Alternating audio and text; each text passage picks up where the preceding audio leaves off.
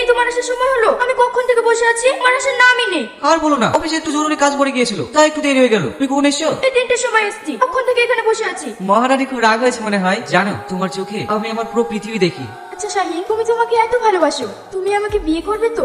অবশ্যই করবো, কেন করবো না। কিন্তু তোমরা এত বড় লোক, তোমার আব্বু আমাদের সম্পর্ক মেনে নেবে তো? ও নিয়ে তুমি চিন্তা করো না, আমার আব্বু আমাকে খুব ভালোবাসে, ওরা আমাদের সম্পর্ক অবশ্যই মেনে নেবে। কিন্তু আমার খুব ভয় হয় জানো, ভয়? আমরা যদি কোনোদিন এক না হতে পারি। ঘোর পাগলি, কি সব আবল তবল চিন্তা করছো? আমি আজকে আব্বুকে বলবো তোমার আব্বুর সঙ্গে কথা বলতে। তুমি সত্যি বলছো তো? হ্যাঁ সত্যি। আরে ছাড় তো, অনেক কাজ পড়ে আছে, তোর আব্বা আবার অফিসে যাবে, তুই এখন জ্বালাসনি। মা, তোমাকে আমার একটা কথা শুনতে হবে। তাড়াতাড়ি বল। তোমাকে সালমার কথা বলেছিলাম না? হ্যাঁ বলেছিলি, কেন কি হয়েছে? তুমি আব্বাকে একটু বোঝাও না, আমি ওকে বিয়ে করতে চাই। আমি বলতে পারবো না, তুই বল গা। লক্ষ্মী মা আমার, বলো না, তুমি সালমাকে ছাড়া বাঁচবো না। আমি ওকে কথা দিয়েছি, আমি ওকে বিয়ে করবো। আচ্ছা ঠিক আছে, তুই ঘরে যা, আমি দেখছি। রাজীবটা পাশ হলো, তার ফাইটা নিয়েছো? এই তো সাথে করে নিয়ে এসেছি।